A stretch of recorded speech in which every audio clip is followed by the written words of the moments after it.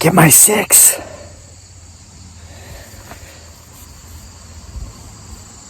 Before him, her, it, or they do.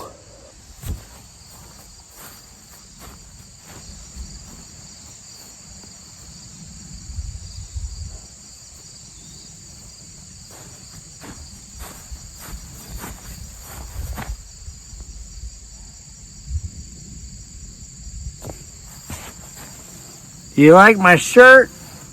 If so, give a big thank you to Bill Poole, one of our viewers up in Pittsburgh, Pennsylvania. Sent me this shirt. Bill is also the guy that sent the very powerful flashlights that enabled us to catch something on our last night hunt.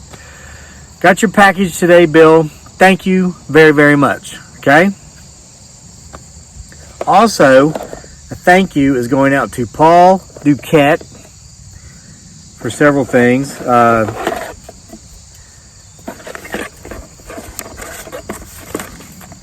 First of all, these really awesome bookmarks he had custom made for us. One for me, one for Dearly, who was only on, by the way, chapter 9 of The Lunatic. Look at that bookmark. What does that say? Crazy Lake and Bigfoot Sasquatch always has my 6. Oh, I bet you want one of those, don't you? Guess what?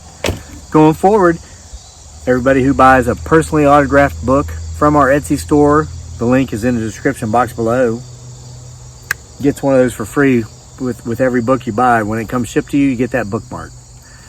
How ironic that we got these. And then there's Daniel's. And then let me show you this one. This doesn't have a name on it. Paul mentioned that this is the bookmark that I can use when I read stories from October nights. You know, Halloween's less than 2 months away. Thank you, Paul, very much. Got to thank Paul for 2 more things. Okay, real quick. And I have a story for you. I do. I got some stories. Paul sent me something that really touched me.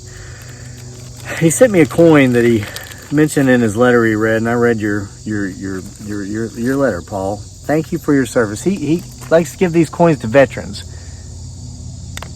On the back of this coin, it says something that I haven't heard in quite a long time, but it touched me because I remember this. It says, honoring all who served. A veteran is someone who wrote a blank check, made it payable to the United States of America for an amount of up to and including their life. Haven't heard that in a while. Now, here's the number one reason I want to thank Paul. Paul also is a veteran. So, Paul, I want to thank you for writing that same check I wrote, and I'm grateful that neither of us had to cash it in its entirety. Thank you, Paul. Thank you for your service, and thank every single veteran out there who's watching this video, okay? Hoorah, brothers and sisters, or if you're in the Marines, I guess they'd say oorah, and I don't know what all those other branches say, but you got me, right? All right, so here's where topic time comes into play. I had a very interesting conversation with my beautiful bride, Dearly, aka Giggly Girl, today on our way into town and on our way back. You know, we did a post office run, so that's why I got Bill's shirt and Paul's bookmarks and his coin and his letter and a couple other letters here. I'm going to mention a couple things from these letters. But my day started out odd. I got an email from somebody who used the word swimmingly. And I absolutely detest the word swimmingly. Now, what I will tell you is that the gentleman who sent me this email has PhD behind his name. So I'm not surprised that he would use a word such as swimmingly. And this, I don't mean any disrespect to, you know, anybody out there with PhDs and MBAs and all that. I really respect that. But come on, swimmingly. Listen, I'm a writer. I'm a good one, and you know it if you read The Lunatic. Available in print with my autograph from our Etsy store. Links in the description box below. Look, these really awesome bookmarks. Everybody that buys books now is getting with them. Coming out. Hey, all right. So, okay. Stephen King says this about adverbs. Adverbs are the sign of a weak writer. So she ran swiftly across the field, or she ran hurriedly across the field. No, how about she ran as fast as she could across the field because a freaking Bigfoot Sasquatch was chasing her. Hey? That's called an action verb, and you show more of the picture. So many of you are like, I'm a writer, what should I do? Listen, that's what you should do. Not to me, I'm just telling you what I learned from him. Stephen King. All right, perhaps you've heard of him. Well, so ignore the lawnmower. Somebody over here is mowing grass. So, swiftly, what? You get a pass because you have a PhD? Listen, swiftly is a term used by fake, plastic, artificial people. Yeah, somebody, how you doing? You're supposed to say I'm well to be grammatically correct. I've talked about this in videos. You ask me, I'm not going to say I'm good. But every now and then you'll meet these, intellectual types that are like, good is a description. That's an adjective. That's not a state of being. Well, you're supposed to say well, because answer it properly. Well, I'm well. Well, here's what I like to do because I'm just an old, Appalachian American from Appalachistan. Now, when I write grammatically correctly, but when I speak my culture. So when they say, how you doing? I'm like, I'm good. Sometimes they'll say, good at what? And I say, everything. I know it sounds arrogant, but it's not. I'm just, it's like, listen, you might view me as a dumb hillbilly, but, might not be the case. You know what I mean? So anyway, my day started out with this swimmingly crap. Jeesh, whatever. Jeesh. My wife, Dearly, and her channel's name is Life with Dearly. She made a cooking video this morning, which you guys are like, oh, I miss her cooking videos. Well, go watch it. Only 500 of you have, but 5,000 of you say you miss those videos. Go to Life with Dearly and watch that video. She cooked some vegetables, and I mentioned this swimmingly thing in her video, and she deleted it. Jeez, man, what is it? Man, that word really gets me riled up, man. Swimmingly. Because I see like a fake plastic lunatic when I hear that word. All right, so anyway, moving on. So I was upset about that because somebody in an email trying to get me to do something with them on social media. Seriously, brah? You going to try and impress me with some initials behind your name and a big word like that? Look at the numbers, brah. That's all I got to say about that. That's my reply. All right, so PhD, you ass clown. You know what? When I was a stockbroker, this is my last story on these ass clowns. When I was a stockbroker, I had a recently retired professor come in, sit in my office. He'd scheduled an appointment. He's looking at transferring his 403B to me. That's the equivalency of a 401k for people who work in government positions, such as hospital, police, teachers have 403B retirement plans. It's a tax-deferred thing, but it's got a variable or fixed annuity inside of it instead of mutual funds. It's a more expensive 401k, okay? Because government can get involved. And so, of course, they give a kickback to the insurance companies that manage the funds. In a variable annuity, you could get the same thing done in a mutual fund with less fees. Wow. And I'm no longer licensed, so I'm not here, but whatever. 403Bs are very expensive 401ks for government employees. So this recently retired professor comes in. He sits down. Had like, whatever, 300 grand in a 403B. He would have had 500 grand if he'd had a 401k. But whatever. At least government was involved. Those, they like government being involved with everything. So it only cost him 200 grand over the course of his, working career. But at least the government was involved. So he sits down and he puts this big old book on my desk. It says Economics 101 or 404 or something like that. Pushes it across the desk and he goes, first thing, you need to read that before we do business together. I said, why is that? And he said, because I want to make sure that you understand my language. I was like, okay. Well, what language is that, sir? And he says, it's doctor. I have a PhD. I'm like, okay, what language is that, doctor? He goes, the language of economics. I was sitting there and I thought, well, okay. I grabbed that book and I pushed it right across back to him and I said, sir, or excuse me, doctor, those who can do. Those who can't, teach. And those who can't teach college. I said, I make more money, and I hate this to sound arrogant, but basically I was standing up to somebody who was trying to bully me, right? That's what you do. Whatever they, you come back at them. And we're getting to that here in a minute. I said, I'm making twice as much money at 30 years old than you were in your last year of work before you retired because I can do economics and I work in the economics field. You taught it. You go home and you think again whether or not you want to talk to me about rolling over your very expensive 403B, which would have been much cheaper as a 401k, and then we'll meet again another time. He reached down into his man bag. It was really cute. Pulled out his 403B statement, opened it up, slid it across the desk. He said, do what you got to do to transfer it.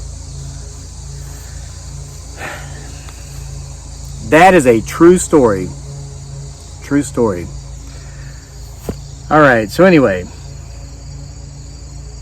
I want to talk about a couple of things today. I got another letter today from a lady down in Lynchburg, Ann Hodges.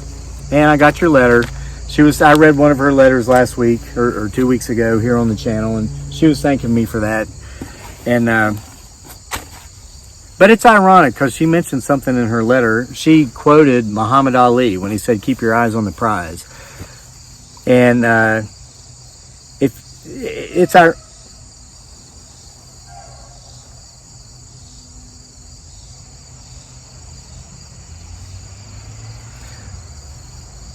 I heard that was some odd sounding... That was a truck. But that was not truck brakes.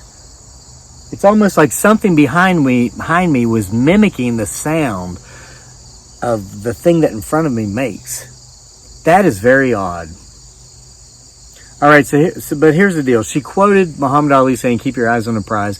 The irony behind that is just within the last year and a half or two, Muhammad Ali has become a very personal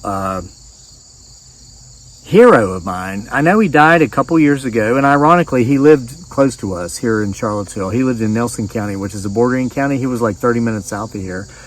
But I never met him, never saw him, wish I had. He's buried in Medina. I don't know how it happened, but for some reason in the last year and a half or so, he became a hero, and so she quoted him, and I'll tell you, Muhammad Ali, before he got Parkinson's and he really got kind of bad off with that.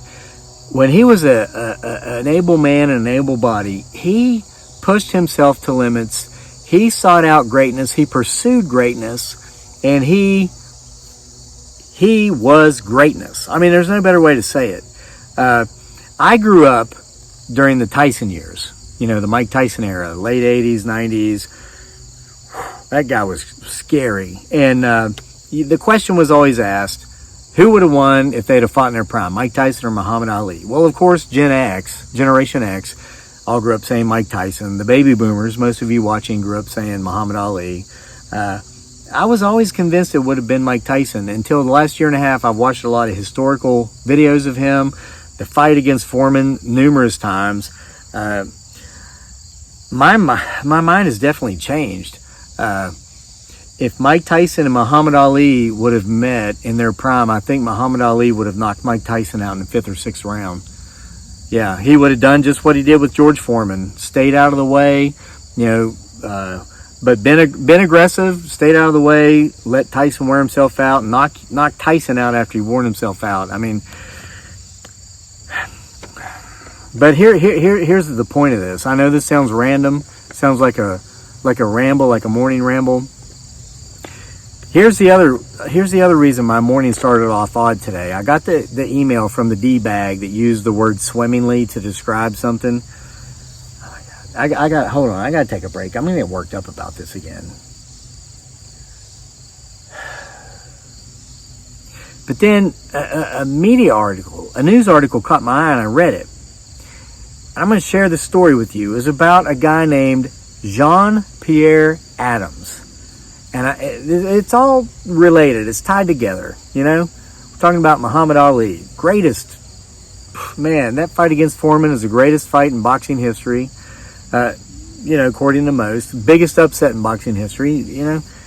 Jean-Pierre Adams. He was a French soccer player, won many national titles for France. He played for many professional teams. You know, Europe does professional soccer like we do here with the NFL football type stuff. He died today. He was 73 years old. Now listen to this. And a lot of you have probably seen this on the news. This broke my heart. Jean-Pierre Adams had lain in a coma for the last 39 years. 39 years. He had an illustrious career as a soccer player, okay? The year after he retired, he was like 41 years old. He went in to have simple knee surgery, okay? This was in 1982. 1982. The hospital into which he went to have knee surgery was on strike. The doctors and the nurses and everybody was saying, whatever, we need more pay or we need better benefits. I don't know the specifics behind it, so I don't want to speak out of school. But they were on strike. Well, Jean-Pierre, this French soccer hero, was scheduled to have knee surgery that day, okay? Blew out some ligaments and tendons and all kinds of stuff you just blow out when you're, you know, an athlete. By the way, this morning I ran for 61 minutes, 1 hour and 1 minute. Hoo-ah, and my wife ran for 26 minutes. We're really going at it. Soon, that'll be gone. All right. So there was a trainee anesthesiologist there that day. She was not employed by the hospital. They called her, will you please come help us? We'll pay you, whatever. She had like 8 patients she was administering anesthesia to. She had actually flunked. She was repeating the course. I'll say it that way because that's how it said it in what I read. And I guess a trial came up for, you know, negligence or whatever. The family sued at some point. But this woman who was delivering anesthesia said she didn't feel up to the task and she wished she'd never done it. She gave a near fatal dose of anesthesia to this guy. French hero, Jean-Pierre Adams. One of the greatest soccer players probably in history. He didn't die, but he never woke up. And for 39 years, his wife cared for him at home. And he died today, 73 years old. That is one of the most heart-wrenching stories I've ever read.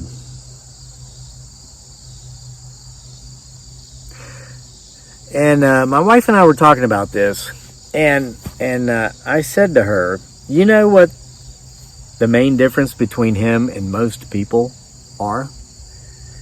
And she said, what? And I said, he was asleep and they're awake.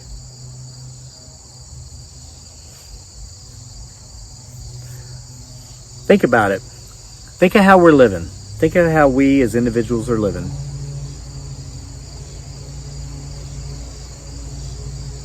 And that made me question what I do here on this channel and whatever in the hell it's about. I mean, we've had a couple videos where we've had pretty convincing evidence that, well, just saying. But then I'm like the rest of it. I told my wife I shouldn't even go up there today and make a video. I go up there every day and I just talk about this nonsense and it's stupid and I'm, you know, letting people I don't even know into my lives. And she goes, no, you got to do it. And I'm like, I know, we need the money. And she's like, it's not about that. She goes, do you ever read what some of those people say? And I'm like, whatever. Yeah, and she's like, just do it. And so we got home, and we had a couple of letters in the mail too, aside from, the gifts we got. And, shared the one with you there from Ann Hodges down in Lynchburg. And by the way, Ann, be safe down there. We heard that Liberty University, the college down there, they got like 27,000 students. They've had a big outbreak with COVID, and like they're all, from what I heard, and I'm not trying to spread misinformation, but when we tailgated this weekend at the UVA football game, when we beat the crap out of William and Mary 43-0, we were partying with a couple girls and a guy from Lynchburg, and they said those kids are down at Liberty University, have to quarantine in their rooms for like 2 weeks, and they're bringing their meals to them and stuff, and like leaving them in the hallway, knocking on the door. 27,000 students. Can you imagine? Whew, man. So you be careful down there if you're in Lynchburg or anywhere down there. So I wasn't going to even make a video today because I just come up and talk about random stuff. Worry about how my hair is looking, that kind of stuff. Try to sell you my books, like The Lunatic and all those others, and point like little gimmicks like, hey, get a free bookmark now, free blah, blah, blah, blah, blah. I know. But then I got a letter from Bronwyn Haynes. And Bronwyn gave me permission to share any of this letter with you that I want. I'm going to share some of it with you, not all of it. Some of it's very personal, but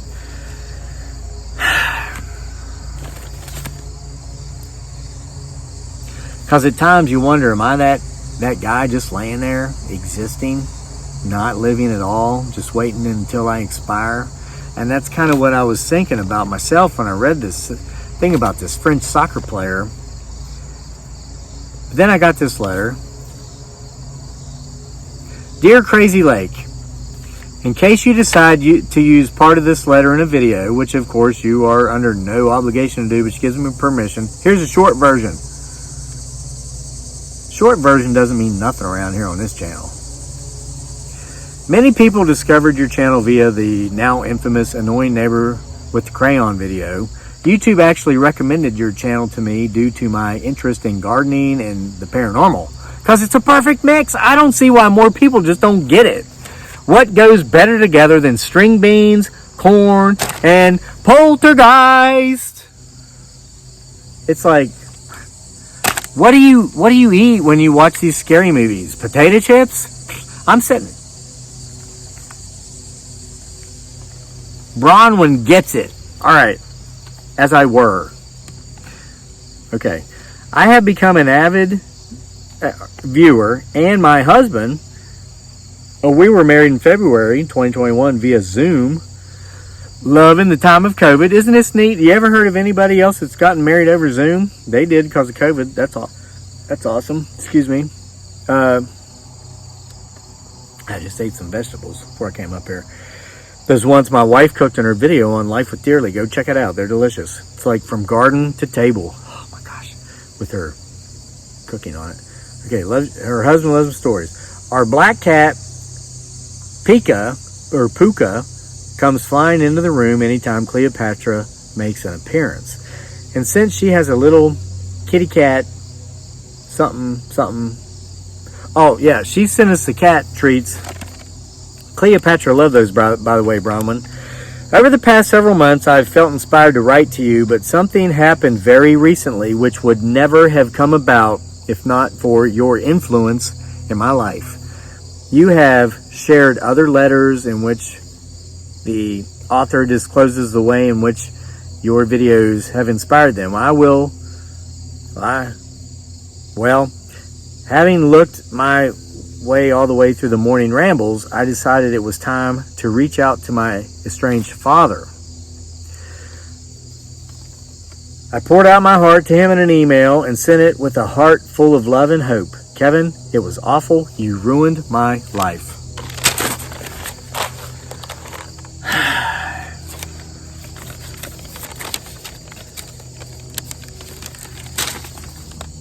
Just kidding. Just kidding. Sorry. The end of the page was right there and I just couldn't resist. Bronwyn, you have a sick and twisted sense of humor just like this guy. After 3 years without contact due to a variety of mental and physical health issues, I finally felt like I could write to him. The response I received was positive, and we continue to be in contact as we rebuild our relationship. Because of this, I have hope of reconnecting with the rest of my family, including my brother and sister. And so, where I presently felt inspired to write to you, I now felt compelled. I just have to let you know, as I did briefly when I ordered Bigfoot Sasquatch Files Volume 1 through 10, now available on Etsy and Amazon, y'all. Look at that. She wrote it. I'm not pitching my book. Bronwyn is. She's pointing out it's available on Etsy with an autograph. Links in the description box below. And it's on Amazon. Thanks, Bronwyn. You get 20%. No, I'm kidding. You get nothing. Make sure. I said that. Legal disclaimer. Okay. But thank you.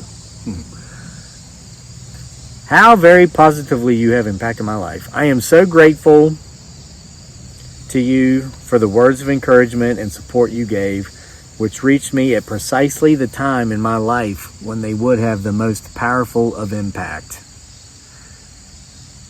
It's funny how this crazy and wonderful world of ours works. I hope and pray for all the best for you and your beautiful wife and son. You are all such a bright light in a world that can feel oppressively dark. Surely goodness, or she wants goodness and stuff to follow us all our lives. You know, this where you said this, Bronwyn. I am so grateful to you for the words of encouragement and support you gave, which reached me at precisely the time in my life when they would have the most powerful impact. When we're coming home and my wife was trying to convince me that I was doing something meaningful here, I mean, I don't want to compare myself to Muhammad Ali, but no, not at all.